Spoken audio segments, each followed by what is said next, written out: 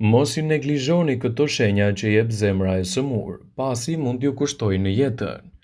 Gjatë viteve të fundit, sulme në zemër janë bërë të zakonshme, saqë është gati për të hyrë në listën e parë të shkaktarëve më të mëdhenj të humbjes së jetës edhe te moshat e reja. Por nëse nuk e keni ditur, sulmi në zemër mund të parandalohet nëse i dalloni simptomat e para të tij dhe nuk i neglizhoni, por i adresoni ato menjëherë tek mjeku juaj përkatës. Në këtë video, sipas Healthline, do të rëndisim disa nga shenjat kryesore të cilat i shfaq trupi juaj përpara se të bësojë edhe një goditje në zemër. Një nga shenjat e para të cilat mund të dalloni për problemet tuaja kardiake është edhe shkurtimi i frymëmarrjes. Para se të fillojmë, bëni një like videos dhe ju lutem klikoni subscribe, do të na ndihmonit shumë. Nëse e keni këtë simptom, mos e neglizhoni, por adresojeni tek mjeku. Nëse mushkërit nuk marrin aq oksigjen sa duhet, atëherë zemra juaj nuk po punon si duhet dhe nuk mund të marrë gjakun e nevojshëm që i duhet për të kryer gjithashtu edhe funksionet e tij dhe punët më të mira, të cilat trupi i ka edhe të nevojshme në aktivitetet e përditshme. Gjithashtu, kjo do të thotë se këto të dyja sistemet janë të lidhura dhe nëse frymëmarrja është në vështirësi, kjo lidhet gjithashtu edhe me shëndetin e zemrës, i cili ndikohet drejt për së drejti. Në rast se po përjetoni probleme të rënda me frymëmarrjen dhe nuk dini shkakun, bëni një konsult me mjekun tuaj, pasi mund të lidhet edhe me shëndetin e zemrës. Presioni i lartë në gjoks mund të jetë gjithashtu një shenjë paralajmëruese për atak kardiak. Ndaj duhet të adresoni menjëherë tek mjeku. Ndonjëherë njerëzit injorojnë këtë shenjë për shkak se mendojnë se është normale dhe nuk shkojnë tek mjeku për të kontrolluar çështjen e tyre shëndetësore. Por kjo mund të ndikojë shumë në organizmin tuaj, citon studimi.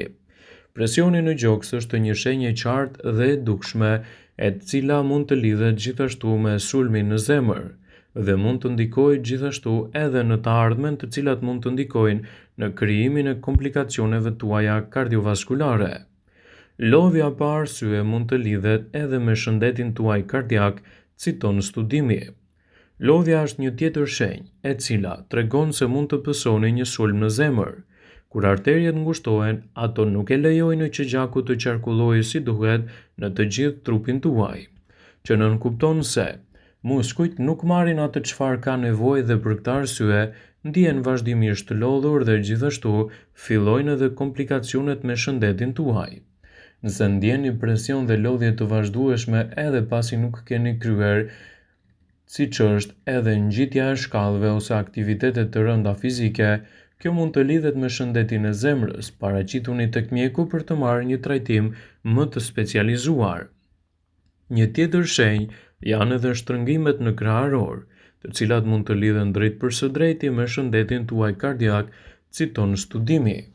Shtrëngimet në mes të krahërorit janë gjithashtu një tregues kryesor i problemeve të zemrës.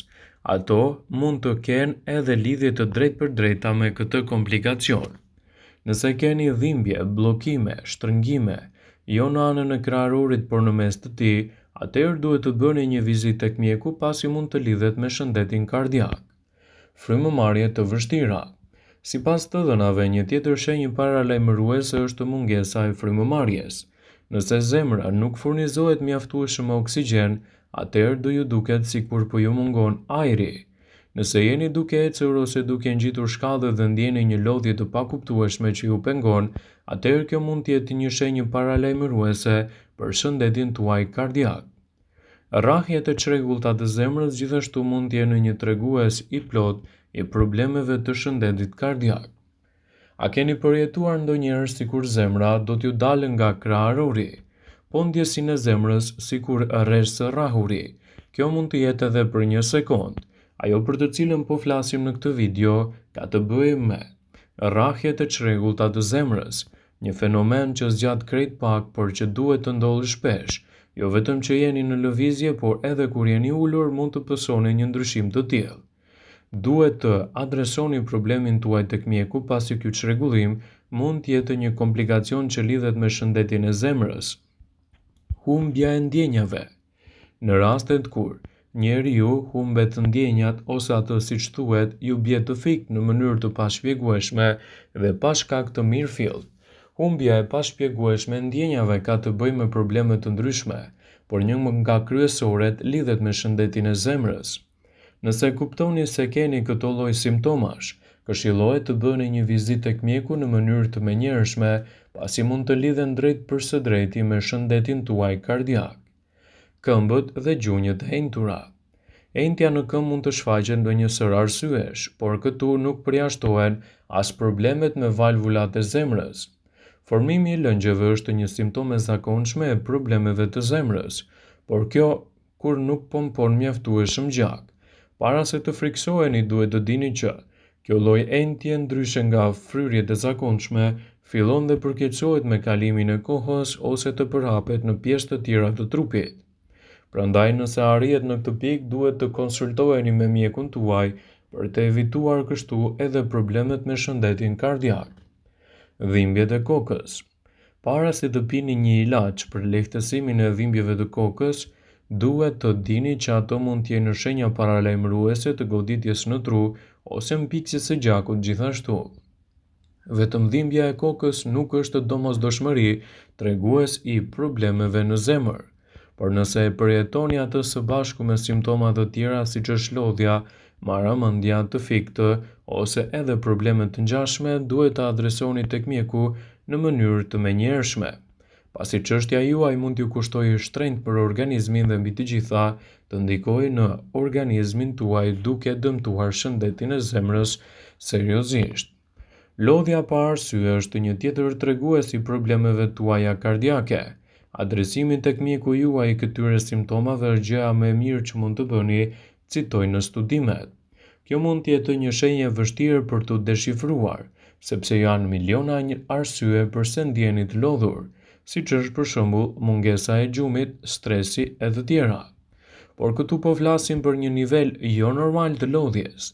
Nëse ndjeni një farë dobësie që e keni ndjerë më parë vetëm kur keni qenë me grip, zemra mund të ketë vështirësi në oksigjenimin e trupit. Nëse ndjeni këto simptoma, adresoheni ato tek mjeku për të evituar më tej edhe komplikacionet në shëndetin tuaj, citon studimi. Dhimbjet në stomak. Shumë njerëz mendojnë se problemet e zemrës ndihen direkt në gjoks ose edhe në krahun e tyre të majt. Por kur ndjeni dhimbje therrse në stomak, ekziston mundësia që të keni edhe probleme në shëndetin e zemrës. Edhe pse dhimbja në stomak mund të jenë shenjë e ndonjë gripi, ato nuk duhet të neglizhohen, por nëse lidhen me urthin, ekspertët rekomandojnë që të bëni një vizitë me mjekun për të parë më afër se nga çfarë po vuani. Gjendje dobësie dhe të fikti. Dobësia vjen si pasojë e rënies së tensionit të gjakut, por mund të jetë edhe shenjë e problemeve të ndryshme serioze. Një çrregullim i valvulës që nuk lejon në rrjedhjen si duhet të gjakut, rrahje të ngadalta ose të shpejta të zemrës ose një çarje e aortës. Të gjitha këto mund të jenë shkaktar dobësie të rënies së të fiktit dhe gjithashtu të lidhen me shëndetin tuaj kardiak. Marrëmendjet. Ashtu si shumica e këtyre simptomave dhe marrja e mendve në rast nuk është shkak për t'u shqetësuar. Kjo ndjesi mund të vijë si rezultat i dehidratimit, lodhjes, ngritjes së shpejtë të tjera. Por nëse marrëmendja vazhdon, duhet të konsultoheni me një mjek. Nëse problemi është në zemër, mund të ndodhë për shkak të bllokimit të një arterie. Tension në pjesën e sipërme të shpinës. Ataku në zemër nuk ndihet gjithmonë në këto organ. Shpesh persona thonë se ndjejnë sikur kanë një elefant sipër kraharorit. Ka raste kur e ndjejnë ndjesin edhe në pjesën e sipërme të shpinës. Nëse ndjeni sikur dikush po ushtron forcë shumë të madhe mbi shpinën tuaj, kjo mund të jetë një shenjë e ataku në zemër. Ekspertët vazhdimisht këshillojnë që të konsultoheni me mjekun tuaj për të evituar kështu komplikacionet dhe për të parandaluar gjithashtu ndikimin e tyre të drejtë për drejta në shëndetin dhe jetëgjatësinë tuaj. Vëmendje. Ju bëjmë me dije se informacionet në këtë video kanë për qëllim që të plotësojnë, të mos zëvendësojnë në këshillat e mjekut tuaj ose të ofruesit të kujdesit tuaj shëndetësor dhe nuk kanë për qëllim që të mbulojnë të gjitha përdorimet e mundshme, masat paraprake, ndërveprimet ose dhe efektet e tyre negative për shëndetin tuaj. Pasi ta dëgjonit këtë video, do ju ftoja t'i bënit like dhe ta shpërndanit atë në profilin tuaj në mënyrë që të informohen dhe miqtë e tu.